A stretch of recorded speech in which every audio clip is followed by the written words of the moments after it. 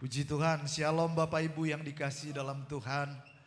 Selamat pagi, kita siap menerima berkat Tuhan, amin. Puji Tuhan, senang kita bisa berjumpa lagi dalam rumah Tuhan.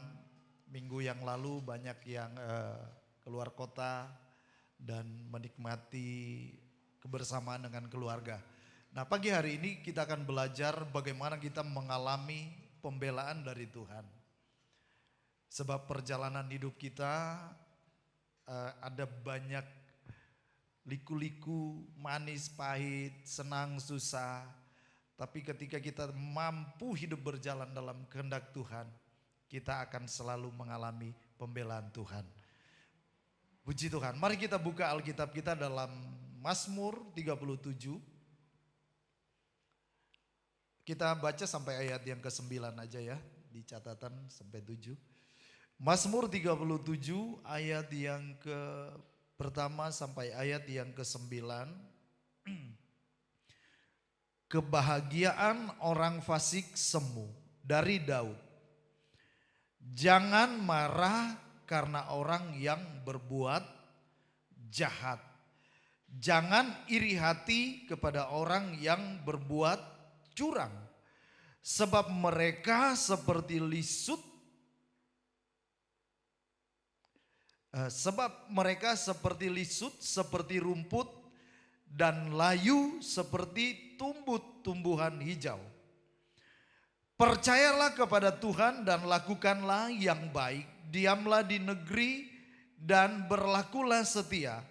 Dan bergembiralah karena Tuhan, maka Ia akan memberikan kepadamu apa yang diinginkan hatimu.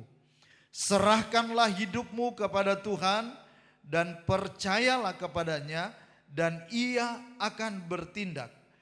Ia akan memunculkan kebenaranmu seperti terang dan hakmu seperti siang. Berdiam dirilah di hadapan Tuhan dan nantikanlah Dia. Jangan marah karena orang yang berhasil dalam hidupnya, karena orang yang melakukan tipu daya. Berhentilah marah dan tinggalkanlah panas hati itu. Jangan marah, itu hanya membawa kepada kejahatan. Sebab orang-orang yang berbuat jahat akan dilenyapkan, tetapi orang-orang yang menanti-nantikan Tuhan akan mewarisi negeri. Yang percaya katakan amin. Saudaraku, yang pertama kita lihat bagaimana kita bisa mengalami pembelaan Tuhan. Selalu menjaga hati. Selalu menjaga hati. Ayat-ayat dari awal pasal ini, saudaraku, berbicara dari Daud. Jangan marah karena orang yang berbuat jahat. Jangan iri hati kepada orang yang berbuat curang. Ini adalah sebuah pengalaman pribadi yang dialami oleh Daud, bagaimana dia beberapa kali mengalami istilahnya dizolimi. Waktu dia menjadi gembala domba di padang rumput, kemudian dia melakukan tugas yang dipercayakan oleh orang tuanya, datang di medan pertempuran untuk membawa bekal kepada saudara-saudaranya. Saudaraku, waktu itu bangsa Israel sedang mengalami terintimidasi karena ada Goliat di antara pasukan Filistin. Apa yang dilakukan oleh Daud? Dia bertempur, dia membela Israel, dia membela rajanya Saul. Sehingga singkat cerita, dia mengalami kemenangan bersama orang Israel. Tetapi apa yang didapatkan? Memang dia mendapatkan sanjungan dari rakyat, tetapi dari Raja Saul menjadi iri hati. Benci, dan beberapa kali dia mau membunuh Daud. Saudaraku, pada pasal-pasal sebelumnya, perikop dari Mazmur ini, pasal 34, Daud pernah melarikan diri di tanah Filistin. Dan ketika orang Filistin tahu, oh ini yang bunuh Goliat, dia menjadi pura-pura gila. Sampai air liurnya netes-netes, ini kayak di film-film aja saudaraku. Dalam kondisi tertekan, dia menjadi kayak pura-pura orang gila. Dan kemudian dia bisa balik. Saudaraku, dalam pengalaman ini, dia menceritakan, jangan marah karena orang-orang yang berbuat jahat. Secara perasaan dia bisa sakit hati. Dia bisa kecewa, saya sudah mempertaruhkan hidup, saya sudah mempertaruhkan nyawaku. Segalanya untuk menjadi prajurit yang baik. Menjadi menantu yang baik. Dari Raja Saul menjadi orang yang baik. Tapi inikah balasan dari kebaikan yang kita sudah lakukan? Mungkin pernah kita alami saudara. Kita sudah lakukan yang baik. Kita sudah belajar. Mungkin kita berkata kita belajar menghormati orang ini. Menghargai. Tetapi apa yang dilakukan bagi kita? Malah kita dizolimi. Kita diceritain jelek. Kita ditusuk dari belakang. Dan betapa sakit. Tapi dalam pengalaman Daud, dia bilang, jangan marah karena orang yang berbuat jahat. Artinya, jaga hati. Jangan terpancing. Jangan emosi. Dan jangan ikut-ikut jadi jahat. Ayat yang ke-8 dan ayat yang ke-9, berhentilah marah dan tinggalkanlah panas hati itu. Jangan marah, itu hanya membawa kepada kejahatan. Sebab orang-orang yang berbuat jahat akan dilenyapkan. Ternyata, nah kadang-kadang saya suka nonton, kadang-kadang lihat sepak bola. Ada orang-orang yang lawan ya, lawan sengaja buat curang. Ada yang main secara bertanding secara sportif, ada yang sengaja tendang kaki gitu, tendang kaki. Ada yang pakai meludahi. Saudara, saya pernah melihat ketika lawan itu bisa terpancing dan marah dan mukul atau balas nendang, langsung dikeluarkan sama wasit. Kadang-kadang cara iblis itu mancing emosi kita. Supaya kita marah. Ketika kita marah, pertahanan kita terbuka. Gampang iblis masuk. Gampang iblis menguasai. Dan ketika kita terbawa dengan emosi-emosi yang jahat, saudara, kita jadi jahat. Dan firman Tuhan bilang orang jahat itu akan dilenyapkan. Makanya selalu kita berdoa, Tuhan mampukan saya untuk menjaga hati. Amsal 4 ayat 23, jagalah hati dengan segala kewaspadaan.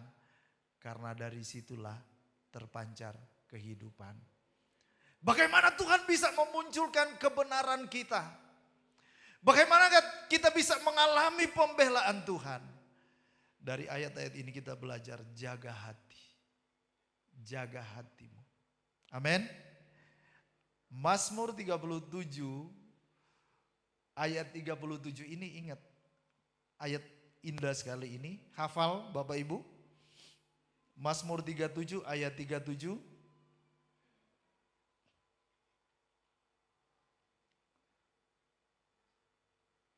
Mari kita baca bersama-sama.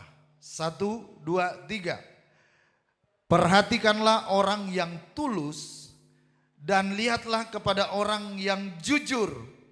Sebab pada orang yang suka damai akan ada masa depan. Ini berhubungan dengan hati. Kita bisa mengalami pembelaan Tuhan. Kita bisa akan ada masa depan ketika kita belajar menjaga hati dengan segala kewaspadaan. Yang kedua, dari ayat yang ketiga ini, Mazmur 37 ayat yang ketiga, percayalah kepada Tuhan dan lakukanlah yang baik. Yang kedua, percayalah kepada Tuhan dan lakukanlah yang baik. Percaya kepada Tuhan. Rahasia kita bisa mengalami pembelaan Tuhan. Kita bisa mengalami mujizat Tuhan. Kita bisa mengalami pertolongan Tuhan. Tetap jaga kepercayaan. Jaga iman kita kepada Tuhan. Ketika kita mampu menjaga iman, percaya kita dengan sungguh-sungguh kepada Tuhan, kita bisa mengalami mujizat. Banyak cerita dalam pelayanan Yesus, selalu dia bertanya, percayakah engkau? Percayakah engkau? Karena engkau percaya, engkau mengalami mujizat. Markus pasal 9 ayat 23, jawab Yesus, katamu jika engkau dapat, tidak ada yang mustahil bagi orang yang percaya. Kalau dari pengalaman cerita Daud ini banyak liku-liku perjalanan yang berat yang dia hadapi. Mungkin kita cuma tahu dia senang, dia jadi raja yang besar, raja yang terhormat. Tapi proses hidupnya tidak mudah. Proses sekolah kehidupan yang dialami, bagaimana beberapa kali dia terancam. Bahkan anaknya sendiri mau berencana membunuh dia, menyingkirkan dia. Orang-orang yang terdekat. Makanya ada istilahnya, kalau orang jauh itu yang nyakitin kita, gampang kita lupakan ya. Kalau kita jalan mungkin di luar kota, bersenggolan sama orang itu maki sama kita, marah, ya gampang sekali kita lupain. Tapi orang yang duduk dengan kita satu meja, satu rumah, ketika itu nyakitin kita, itu berat ya, berat sekali. Itu Daud alami. Orang yang duduk sehidangan dengan dia, makan sama-sama, kemudian mengkhianati dia. Dia rasa sakit sekali, tapi dia tetap percaya. Tetap percaya dalam segala kondisi. Kadang-kadang kita alami hal-hal yang berat, tapi jangan luntur iman kita. Jangan luntur kepercayaan kita. Saya ingin bawa satu ayat Bapak Ibu dalam 1 Samuel 30 ayat yang ke-6.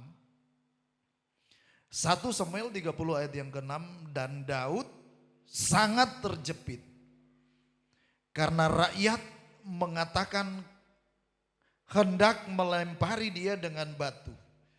Seluruh rakyat itu telah pedih hati masing-masing karena anaknya laki-laki dan perempuan. Tetapi Daud menguatkan kepercayaannya kepada Tuhan Allahnya. Dalam cerita ini ketika Daud dan rombongan meninggalkan keluarga di Ziklag. Ketika mereka kembali ke tempat tinggal keluarga, tempat tinggal mereka ini sudah dibakar. Kemudian istri mereka sudah dibawa orang, kemudian anak-anak mereka juga sudah ditawan. Dalam kondisi terjepit ini rekan-rekannya dia mau bunuh dia, mau lempari dengan dia. Dalam cerita ini Daud sangat terjepit. Bayangkan saudaraku, kehilangan keluarga, kehilangan tempat tinggal, kehilangan harta benda. Apa yang bisa diandalkan? Apalagi yang ada dalam dirinya, tinggal iman, tinggal percaya, itu yang dia ditulis. Tetapi Daud menguatkan kepercayaannya kepada dia. Dalam himpitan, dalam kesulitan apapun. Hari-hari ini kita mengalami masa-masa perjuangan, hidup yang berat. apa yang kita bisa pegang, kita masih punya Tuhan Yesus. Amin. Kuatkan, tetap percaya dan kuatkan kepercayaan kita. Jangan semakin jauh dari Tuhan. Jangan semakin undur dari Tuhan. Jangan semakin malas dari Tuhan. Ikut Tuhan.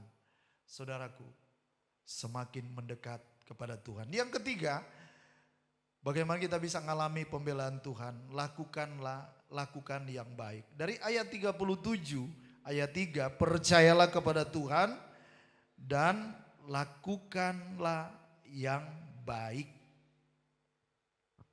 Melakukan yang terbaik. Pertama kita jaga hati. Jaga hati supaya enggak tercemar. Tetap percaya, kuatkan kepercayaan dan lakukan yang baik. Saudaraku, benih-benih yang kita tabur hari-hari ini, ketika kita melakukan pekerjaan kita dengan baik, kita melakukan hal-hal yang positif, akan ada waktunya segala jerih lelah kita tidak sia-sia. Amin. Kita harapkan hasil baik, kita harapkan hasil yang wow. Kalau kita cuma kerja asal-asal, lakukan yang baik. Anak-anak muda semua, persiapkan hidupmu dari sekarang. Persiapkan dengan baik. Ketika engkau dapat kesempatan untuk sekolah, sekolah yang baik. Biaya pendidikan itu mahal. Jangan pandai enteng, jangan sia-siakan perjuangan orang tua. Orang tua itu ikat pinggang, banyak menahan diri supaya anak-anak bisa punya masa depan. Ambil momen itu, ambil kesempatan itu. Jangan asal-asalan. Ada waktunya, apa yang kita tabur yang baik, kita akan tuai. Amin. Ayat dari Kolose 3 ayat 23. Apapun juga yang kamu perbuatlah dengan segenap hatimu seperti untuk Tuhan dan bukan untuk manusia. Lakukan yang baik, punya tanggung jawab. Kalau kita belajar dari Yusuf,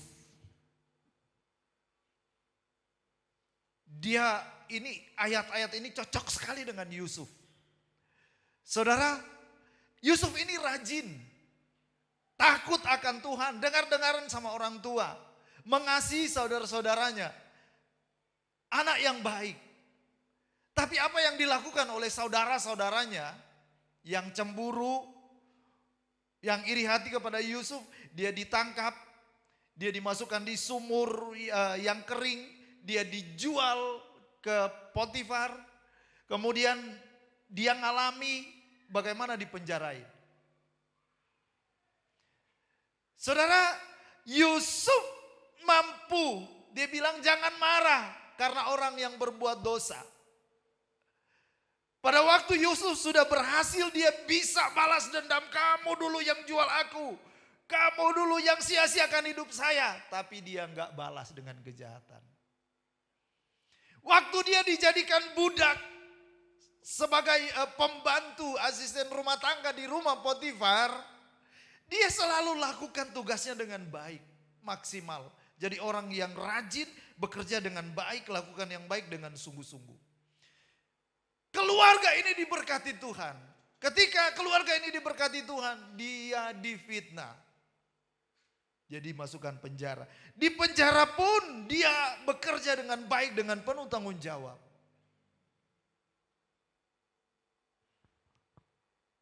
Dengan jalannya waktu, Tuhan promosikan hidupnya menjadi Perdana Menteri. Lakukan yang baik, saudara.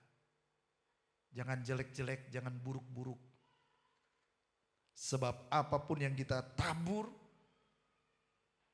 ketika kita tabur kebaikan, kita akan tuai yang baik-baik. Katakan amin. Puji Tuhan. Diamlah di negeri, ayat yang ketiga lagi, diamlah di negeri dan berlakulah setia. Diamlah di negeri dan berlakulah setia. Saya belajar diamlah di negeri, diam ini atau bernaung. Bernaung atau tinggal dan berlaku setia. Ayat yang ke-8 dan ayat yang ke-9. Sebab orang-orang yang berbuat jahat akan dilenyapkan, tetapi orang-orang yang menanti-nantikan Tuhan akan mewarisi negeri. Diam, bernaung, menantikan Tuhan. Artinya tetap berdoa, tetap intim dengan Tuhan. Berlakulah setia. Saya suka ayat Amsal 33 ayat 3 sampai 4. Amsal 33 ayat 3 sampai 4. Mari kita baca bersama. 1, 2, 3. Janganlah kiranya kasih dan setia meninggalkan engkau. Kalungkanlah itu pada lehermu, tuliskanlah itu pada loh hatimu. Maka engkau akan mendapat kasih dan penghargaan dalam pandangan Allah serta manusia. Diam dalam Tuhan, bernaung dalam Tuhan, dan tetap setia. Yang terakhir, 5 poin. Serahkanlah hidupmu kepada Tuhan. Ayat yang kelima dari Mazmur 37. Serahkanlah hidupmu kepada Tuhan dan percayalah kepadanya dan Ia akan bertindak. Kita mungkin sudah mulai bingung, Tuhan, bagaimana masa depan kami? Bagaimana bulan depan? Bagaimana tahun depan? Kita berpikir nanti bagaimana? Saudaraku, kalau Tuhan kasih waktu kita hari ini, kita nikmati dulu. Dan kita serahkan hidup kita kepada Tuhan. Sebab Dia yang pelihara kita. Amin. Jangan khawatir, ada Tuhan, ada yang menyertai, ada yang memelihara. 1 Petrus 5 ayat yang ke-7. Serahkanlah segala kekhawatiranmu kepada Tuhan, sebab Ia yang memelihara kamu. Amsal 16 ayat yang ke-3. Serahkanlah perbuatanmu kepada Tuhan, maka terlaksanalah segala rencanamu. Belajar, kita serahkan. Ketika kita datang di gereja, kita bawa beban banyak. Kita berkata, Tuhan, ini bebanku Tuhan. Kuserahkan padamu Tuhan. Tapi tetap kita pikul. Waktu pulang tetap berat, saudaraku. Tapi ketika kita datang pada Tuhan, kita serahkan, Tuhan, ini semua pergumulan saya. Aku percaya Engkau sanggup tolong saya. Aku percaya Engkau sanggup bela saya. Aku percaya Engkau sanggup membukakan jalan. Jalani dengan percaya. Ketika hidup kita dalam tangan Tuhan, kita gak perlu takut. Lagu pujian tadi, sepanjang hidup kita, Tuhan tetap setia. Amin. Tuhan Yesus memberkati. Mari kita bangkit berdiri.